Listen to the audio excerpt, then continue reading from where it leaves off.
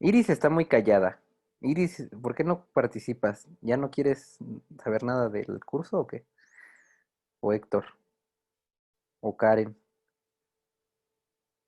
¿O Daniela? Ustedes son mis gallos. ¿Qué pasa? Es ¿Ah? que no tiene que ver Ajá. con, o sea, tener ya la matriz y después de ahí era lo que teníamos que primero Determina. multiplicar en... Ay, es que no me acuerdo, profe, no sé cómo explicarlo, o sea, sé cómo se hace, pero no sé cómo explicarlo. ¿Para qué sirve saber cómo se hace si no entendemos qué es lo que estamos haciendo? Ay, Es algo muy interesante, ¿no? Porque ¿de qué sirve saber hacer algo si no sabemos para qué sirve? ¿Le gustó mi meme? Sí, está divertido.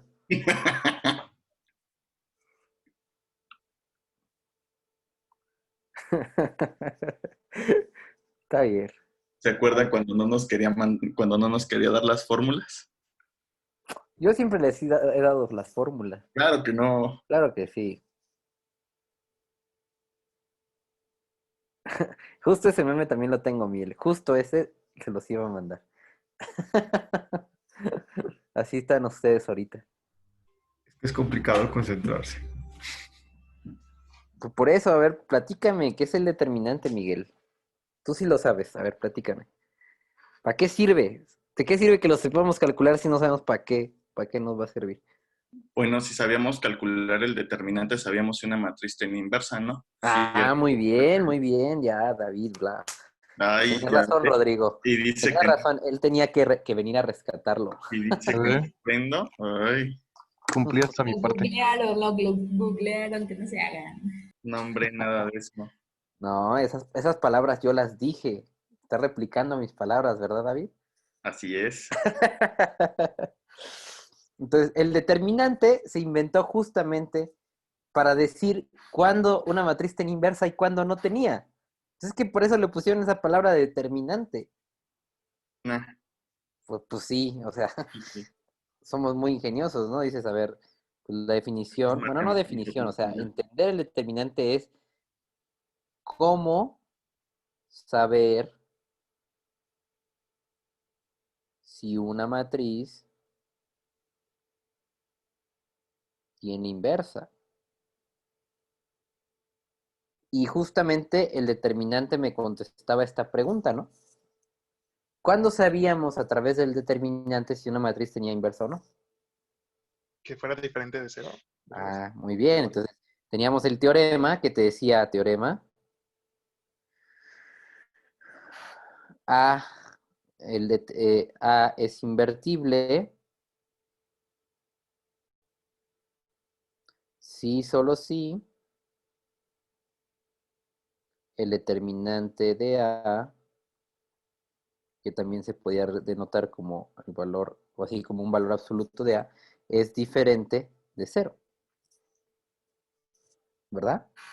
Ese era el teorema. ¿Y para qué queremos saber si una matriz tenía inverso o no? ¿Esto para qué sirve? Así sabíamos si tenía soluciones, ¿no? Ah, pues aquí están los métodos, justamente. A ver, ¿quiénes necesitan de eso? Mira, necesitamos, para regla de Kramer, necesitamos saber determinantes. Vale. Y además, para acá arriba, para el método de la inversa, también lo necesitamos. Para eso eran importantes los determinantes. Es que sin determinantes no podíamos saber si teníamos una solución o no en el sistema. Y había un super teorema que yo a mis alumnos les dije que lo tenían que apuntar en la parte de atrás de su cuaderno, porque era un método, era un teorema que se iba a estar ocupando constantemente. ¿Se acuerdan qué decía todo ese teorema? Mm, ¿Cuál de todos los que nos dio? No, el que les dije que apuntáramos hasta atrás. Mm, Era este, miren, justamente es el que estoy viendo con sus compañeros de primero, este. Este era el teorema fuerte, dice, A es invertible, o sea, todas estas son equivalentes entre ellas. A es equivalente, A es invertible si el sistema homogéneo tiene una única solución y por lo tanto es la trivial. Y en general, para cualquier sistema de ecuaciones, el que tú gustes, que tenga la matriz de coeficientes A, entonces Este va a tener una única solución. Además, A es equivalente por renglones a la identidad. ¿Qué significa que A sea equivalente a la identidad? ¿Cuál era la definición de equivalencia entre dos matrices?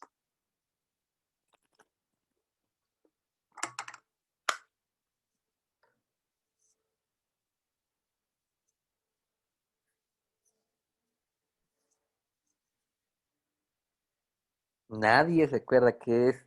¿Cómo es que dos matrices eran equivalentes? Que tenían que tener el mismo número de um, filas y columnas, ¿no, verdad? De base, ¿no? Ah, sí, es cierto. ¿No era lo de n por m o algo así? Y que ambos tenían que tener igual el mismo número de... ¿No? Entonces No. no. Ay, ay, ay. Ya rescáteme. Dos matrices son equivalentes si podemos llegar de una a otra mediante operaciones elementales. Ah, bueno. Y por lo tanto, pues, ¿por qué esto era cierto? ¿Por qué si A es equivalente a la matriz identidad ya tenía inversa? Pues sí, porque si es equivalente, nosotros aplicábamos Gauss-Jordan para calcular el método de la inversa. Ahorita lo vamos a ver, el método para calcular inversas. ¿Sale? Era el método clásico para calcular inversas. Había dos, de hecho. El método de Gauss-Jordan para resolver inversas y el método de la adjunta, ¿verdad? A es el producto de matrices elementales. Pues sí, ¿qué era una matriz elemental? La de unos. No, no me acuerdo. Al verlo. ¿Nadie de ustedes quería ser médico? Yo sí. ¿Sí? Una matriz elemental es una matriz que se deriva de una sola operación a la matriz de identidad. Eso lo tengo Correcto. anotado. Muy bien. Les digo que, pues es que son biomédicos. Se supone que ustedes tienen que tener una memoria brillante, ¿no? O sea, se supone que se aprenden todo el organismo y todo eso. Entonces, ¿cómo es que no se pueden acordar de estas definiciones? O sea, es como acordarte de los 106 huesos del cuerpo humano. Eso, ¿qué? 206. 106, ¿no? ¿Son 106? No, 206. 206. 206. Ve peor tantito. ¿Tienen mala memoria o qué onda? ¿O Ya suprimen no lo que no es pasado, ¿no? importante? Entonces no se preocupe. El ¿Eh? alcohol y las drogas. Bueno, a ver, esta, yo particularmente con mis alumnos no la vi, la sexta, porque esa la vamos a ver ahorita. O sea, en análisis numérico vamos a ver qué onda con esta forma escalonada. Vamos a hablar de los pivotes, pero por eso es que no la quise ver en álgebra lineal. Entonces esa queda pendiente. Y finalmente, pues el determinante que sea diferente de cero, que es el último teorema que ahorita acabamos de ver, ¿no? O sea, una matriz es invertible si solo si su determinante es diferente de cero. Todas estas eran las equivalencias que yo les dije que apuntaran atrás de su cuaderno, ¿vale? Bueno, sale. Entonces ahí, pues hay muchas equivalencias. Ahora sí, Jimena, ¿cómo se calcula el determinante? Ah, profe, mejor pase otro. No que sí lo sabías, tú me dijiste que sí lo sabías Sí, calcular. sí, pero ¿qué tal si me estoy equivocando? Pues Qué no pasa pena. nada, ¿qué pasa? David sigue participando y en todo se equivoca. Ah, no es cierto. Claro que no. Y yo siempre lo rescato. Sí, cierto. Si es Vamos, una Jimena. matriz de 3 por 3, nada más tenías que hacer las diagonales, ¿no? El producto de las diagonales. Sí, pero ese método estaba muy feo, ¿no? ¿Cuál otra de las determinantes sabíamos hacer? Ya no me acuerdo. Inversa, la adjunta. Inversa y ¿Qué? la... Pero eso de inversa y adjunta no tiene que ver con No. determinantes. O sea, no para calcularlos, pues.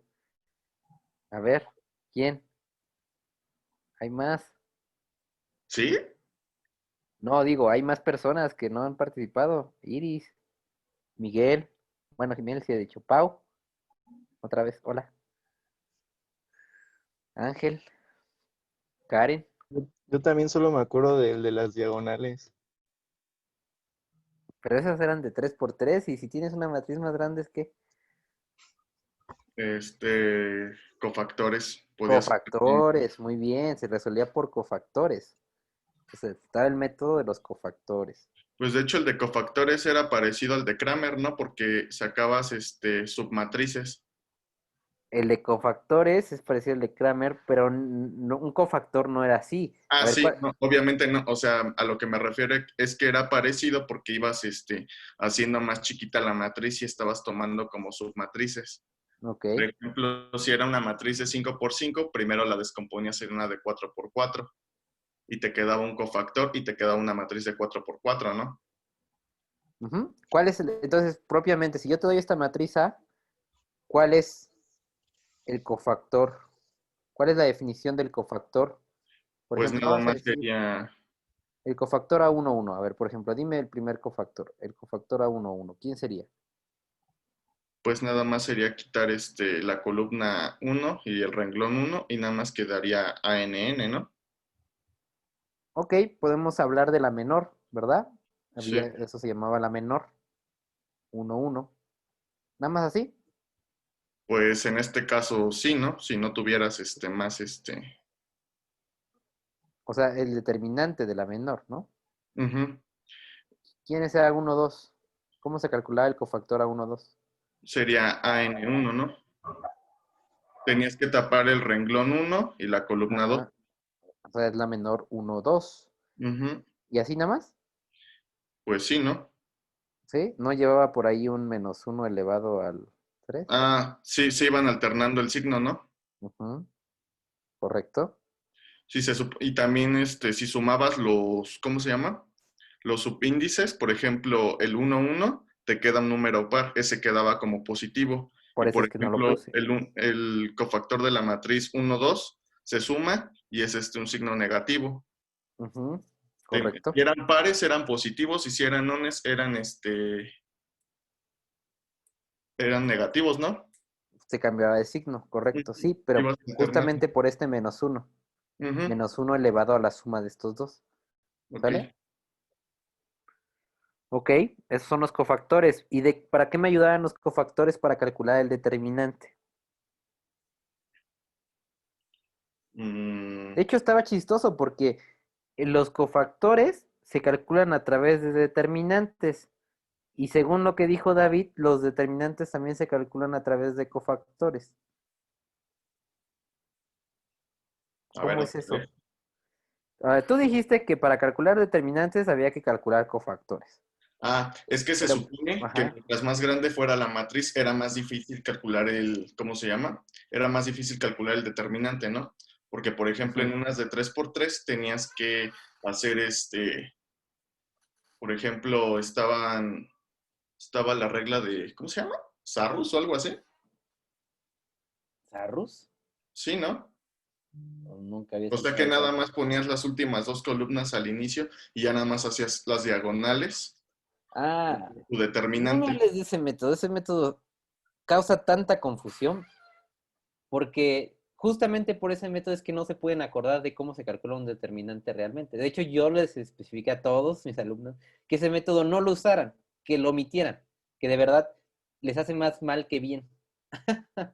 Porque sí, o sea, al final, pues no nos acordamos de esto que es realmente el determinante.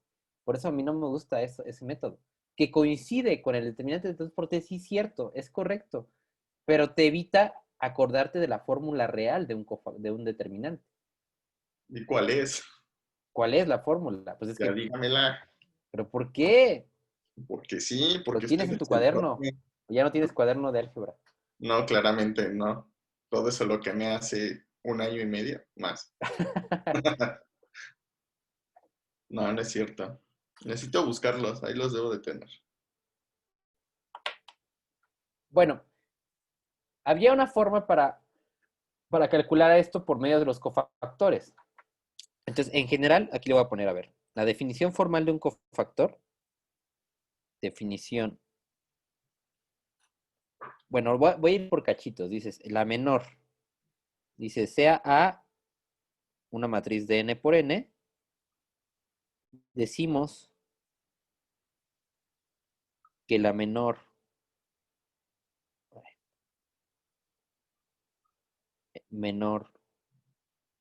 IJ MIJ es la matriz que resulta de eliminar la fila I y la columna J de A. Todos se acuerdan de la definición de la menor, que es justamente lo que estábamos hablando aquí, ¿no? O sea, yo te doy una matriz, lo que ya dijo David, entonces la menor va a ser eliminar la fila y columna J, ¿sale? Esa era la menor. Y a través de ella podíamos calcular lo que era un cofactor.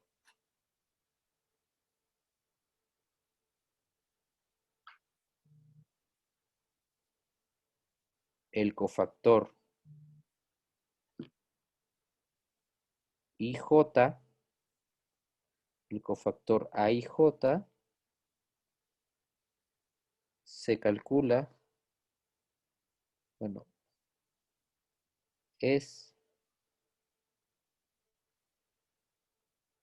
AIJ es igual a menos 1 elevado a la I más J multiplicado por el determinante de la menor IJ. ¿Sale? O sea, justamente el determinante, el cofactor va a usar a la menor que exactamente tiene los mismos subíndices que el cofactor y el menos 1 elevado a la I más J. Ese era el cofactor. Y todo esto era para finalmente definir lo que es el determinante.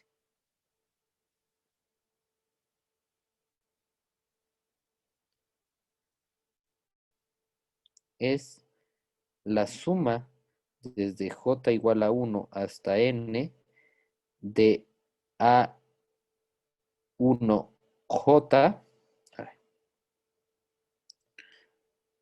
A1J multiplicado por el cofactor A1J. Esto es igual al determinante de A. Esta era la fórmula para calcular el determinante. ¿Sobre qué fila o sobre qué columna estoy trabajando aquí? Porque acuérdense que podíamos hacerlo sobre cualquier fila, sobre cualquier columna, ¿verdad? ¿Sobre qué fila estoy trabajando aquí? ¿O sobre qué columna?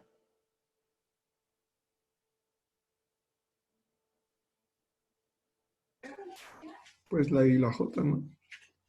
Aquí no hay I, ¿Es un Ah, 1? la 1. fila 1. El que se va moviendo es la columna, entonces quiere decir que me estoy desplazando a través de la fila 1. Este es el cálculo del determinante sobre la fila 1. Si aquí le hubiera puesto un 2, estoy haciendo el determinante sobre la fila 2. Ahora, si en vez de mover el segundo subíndice muevo el primero, quiere decir que estoy trabajando sobre una columna. Pero la definición original, la primera es esta.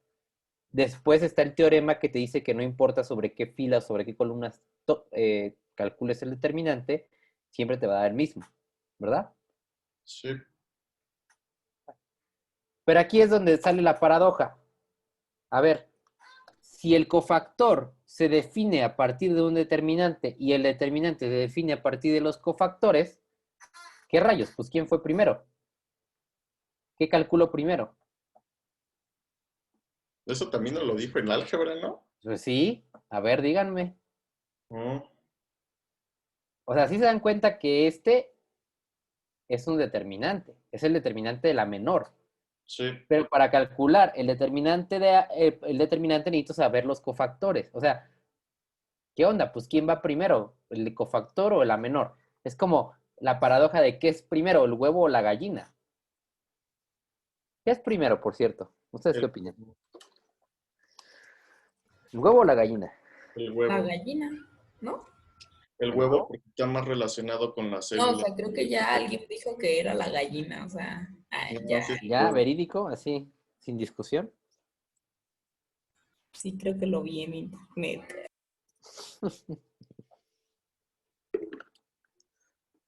A ver, como está planteada la pregunta, yo diría, pues el huevo, ¿no? Porque Sí, ya había huevos antes de gallinas, ¿no? O sea, ya había dinosaurios. Obviamente los huevos ya existían desde muchísimo antes. Pues técnicamente como todos tenemos un ancestro en común y el huevo está más relacionado con las células y todo ese rollo, es el huevo. Bueno, pero entonces la pregunta más bien sería, ¿qué fue primero? ¿El huevo de gallina o la gallina? Ese sí tiene sentido. Ese sí está truculento, porque si me hablas del huevo en general, el huevo ya existía. Pero entre el huevo de gallina y la gallina, ¿quién fue primero? No lo sé. ¿Qué opinan? Quiero un argumento, quiero resolver hoy esa paradoja. ¿Qué fue primero? ¿El huevo de gallina o la gallina?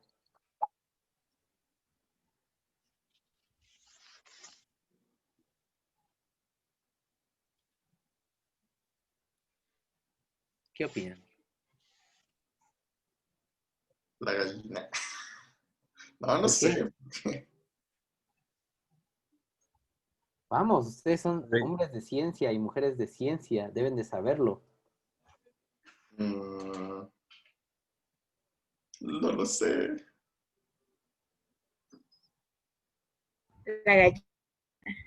¿La gallina, Iris? Sí. ¿Por qué? Porque si no, no existiría el pollo frito.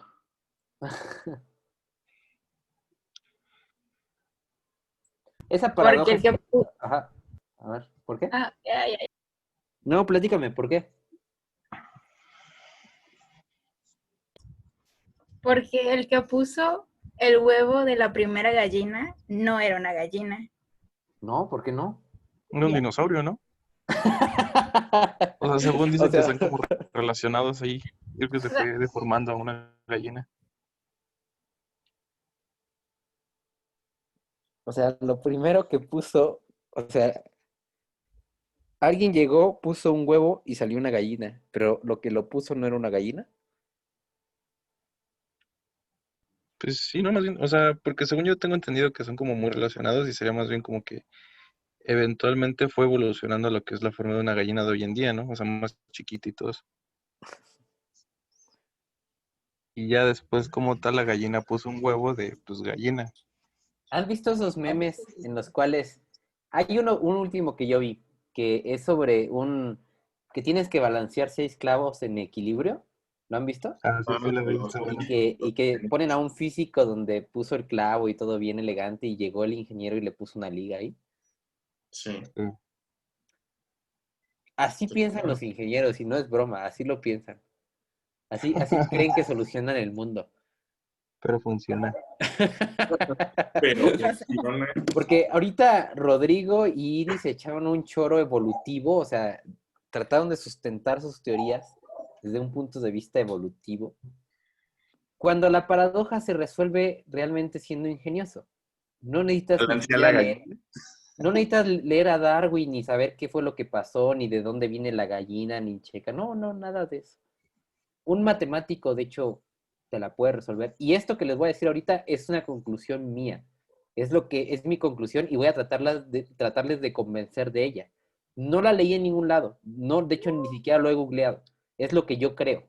No es A porque ver el si los proceso no puede convence. ser como inverso, o sea, porque necesitas la gallina para tener el huevo, pero para tener la... No, Pero fíjate lo que te voy a contestar yo, como a ver. matemático. Como matemático te voy a decir, es que ¿sabes qué? ¿Qué Todo es es el igual a huevo cero. de gallina? Defíneme qué es el huevo de gallina. Mira, si el huevo de gallina es de donde sale una gallina, entonces a fuerzas tuvo que haber sido el huevo primero. Ujú. Ahora, si tú me dices que el huevo de gallina es lo que pone una gallina, entonces primero fue la gallina. Es obvio. Profe, me fui entre bien feo. Pues sí, o sea, a ver, ¿qué es el huevo de gallina? Si tu huevo de gallina es de donde sale una gallina, pues si tú supones que primero hubo una gallina antes del huevo, ¿de dónde salió esa gallina? Ah, pues de un huevo. Ah, pues entonces tuvo que haber nacido de un huevo, por lo tanto ya había un huevo de gallina antes. En el inicio debió haber habido un huevo. Que un animal llegó y puso ese huevo en teoría no era de gallina. Hasta que nació una gallina es que se convirtió en un huevo de gallina realmente. Ahora, si tu definición es que de donde sale una gallina, perdón, es algo que puso una gallina, el huevo de gallina es que lo puso una gallina, claramente primero fue la gallina. Que la Entonces, ¿qué gallina... fue primero? ¿Eh? Entonces, ¿qué fue primero? Ya me perdí. Depende Depende de tu de ti. definición. Ah, Depende de la definición del huevo. Si tu huevo de gallina es el que puso una gallina, primero fue la gallina. Si tu definición del huevo de gallina es de donde salió una gallina, entonces primero fue el huevo. Eso es muy todo subjetivo depende de la dependiendo del punto de perspectiva. vista, ¿no? Entonces es La perspectiva. filosofía. Dios mío, yo pensaba que estábamos en análisis. Con permiso, ya me voy. Cálmate, Pues Rodo. es que las matemáticas son filosofía. Es que, ¿qué clase de profesores de matemáticas han tenido? Las matemáticas son filosofía. Podemos filosofar acerca de las matemáticas. Mucho, mucho, mucho se puede filosofar. La forma en que uno piensa es la forma matemática de abordar un problema. Vean, abordé un problema desde el punto de vista lógico y no me tuve que meter con Darwin y que es que seguramente había y se fueron reduciendo y que de repente en el año tal pasó esto. Y yo leí alguna vez en una nota de internet que de repente a tal animal se convirtió en una gallina. Jeje, saludos. Lógica, ¿no? Dices, pues a ver, es que defíneme que es un huevo de gallina, pues para que yo pueda trabajar. Ahora, una mala definición de un huevo de gallina, una muy mala definición de un huevo de gallina, es decir, un huevo de gallina es de donde nace una gallina y que pone una gallina. Eso es una muy mala definición. ¿Por qué? Porque entonces la paradoja no tiene sentido. Te puede salir un gallo y pues de ahí como que ya no, ¿no? Entonces no es un huevo de gallina. Entonces, Exactamente. les invito a que, yo no lo he buscado, pero googleen, huevo de gallina, ¿qué es el huevo de gallina? Si en las definiciones les aparece que un huevo de gallina es lo que puso una gallina, ya tienen su respuesta. Si en su definición dice que es de donde nació una gallina, ya tienen su respuesta. Si la definición te dice las dos cosas, entonces esa definición está mal. No puede estar así la definición, porque creas una incongruencia en el inicio. Suena como una conferencia de TED Talks. Pero eso es lo que hacen las matemáticas, eso es lo padre, porque no te estoy hablando de matemáticas, estoy hablando de lógica, pero gracias a que yo estudié matemáticas puedo plantearte ese tipo de problemas de lógica, ¿no? O el clásico problema, me imagino que a ustedes les gusta el Big Bang Theory, o alguna vez lo han visto, Sí. el clásico problema que dice Sheldon, es que, a ver, Dios es omnipotente. ¿Qué significa omnipotencia? Que puede estar en Todos todos los lados, lugares ¿no? al mismo tiempo. Eso Está es en todos lados. omnipresente, ¿no? Te estás diciendo lo mismo, tarado. No, omnipresente No, y pendejo. omnipotente son dos cosas diferentes. No, Edúcate. o sea, Rodrigo que dijo que es. No, yo dije que son cosas distintas. Son cosas distintas. No. Omnipotente significa que es todopoderoso, que lo puede todo lo puede hacer. Independientemente de la religión que ustedes sean, que la mayoría yo creo que son cristianos, o al menos han estado con un cristiano católico. Soy viviendo, budista. Testigo de Q. estoy casi seguro que la definición, una de las tantas características que cumple Dios, es el hecho de ser omnipotente, ¿no?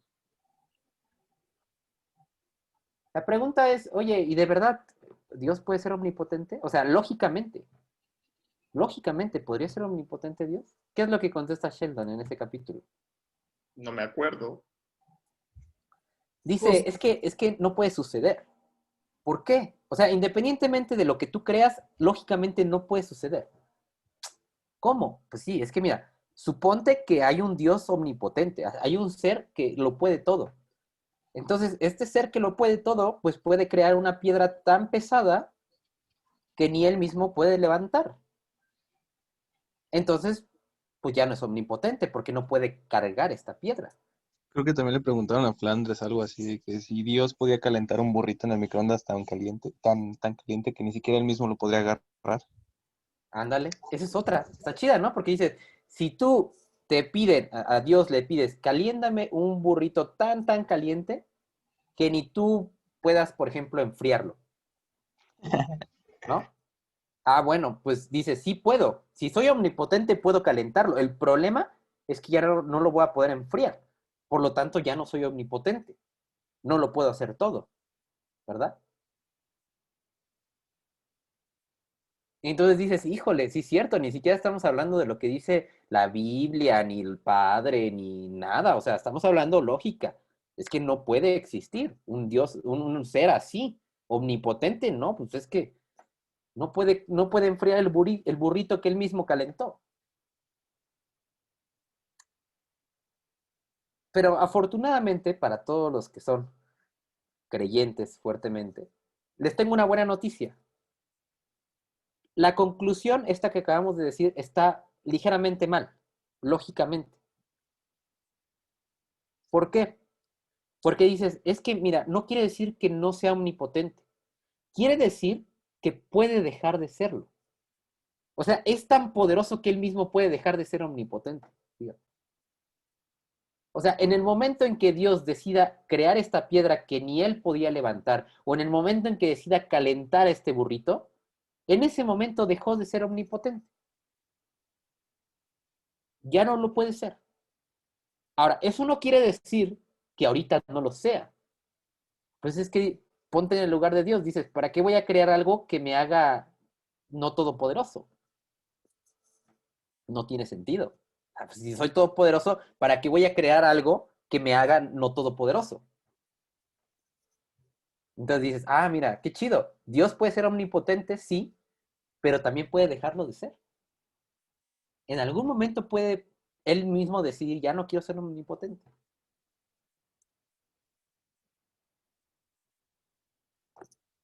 Entonces, quién sabe en qué etapa de Dios estemos, ¿no? Quién sabe si ya decidió crear la piedra o calentar el burrito. Y estamos hablando de un punto de vista lógico. ¿Sí? Lógico, lógico. Sin justificaciones bíblicas ni científicas, ¿no? Es lógico. Eso es matemáticas. ¿O no? ¿No creen que es matemática eso? ¿Por qué creer que las matemáticas tienen que involucrar números en todo momento? Porque erróneamente ha sido lo que nos han enseñado. Erróneamente, correcto. Yo por eso es que, híjole, cuando doy el curso de álgebra lineal trato de hacerlo lo más ameno posible, aunque el temario te obliga a estar pues, poniendo puros números.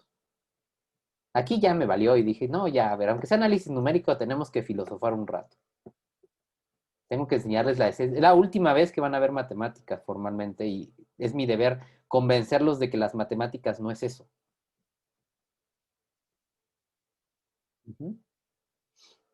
¿Cómo ven? Está padre, o sea, ese ya es mi estilo de vida para mí. Estoy preocupado. Tengo miedo. Filosofía matemática, muy bonito. Así, por ejemplo, creo que todas las cosas te van enseñando, o sea, todo en matemáticas te enseña una lección de vida, si lo sabes leer, obviamente.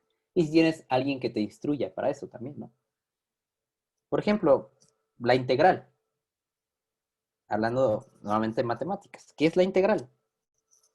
¿Ya les había preguntado eso? ¿Qué es la integral? ¿Qué les dijo César que era la integral? Es la sumatoria debajo del área de una curvatura. Incorrecto. Una- Eso no es la integral. Ay, qué bueno que no dije nada. Esa es una suma de rima, ¿no? Lo que sea, pero eso no es una integral. La integral es una idea filosófica, es una idea abstracta. El que me diga qué es la integral en la filosofía de la vida, entonces le doy una participación. Oh my God. No nada de sumas, nada que el área bajo la... No. ¿Qué es la integral filosóficamente? ¿Qué es? ¿Para qué sirve? En la vida, ¿para qué te sirve entender la esencia de la integral? ¿De qué se trata?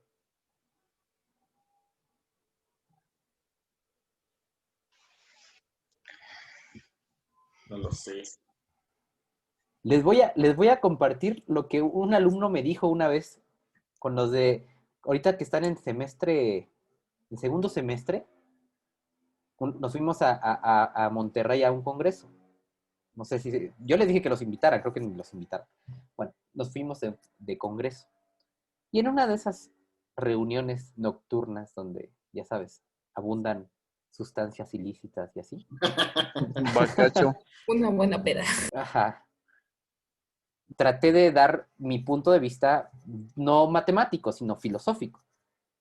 Y la conclusión a la que este tipo llegó, se llama Rodrigo, sí conocen a Rodrigo, ¿no? Uno, el granote de pelos. Sí, chico. Ah, sí, me tocayo. Él Asco, me güey. dijo, es como hacer una quesadilla. Se me quedó tan marcado porque dio justo en el clavo. La filosofía de la integral es como hacer una quesadilla. Yo lo dije con otras palabras. Él dijo que era como hacer una quesadilla y fue perfecta su definición. Perfecta. Esa es la filosofía de la integral. Hacer Pero una quesadilla como foráneo o como Una del Estado de quesadilla de queso, como México. diría. Ah, ok, ok, ok. ¿Y Una ese? quesadilla de queso. ¿Por qué? ¿Por qué es eso? Déjenme mandarles otro link. Esperen. Suspenso.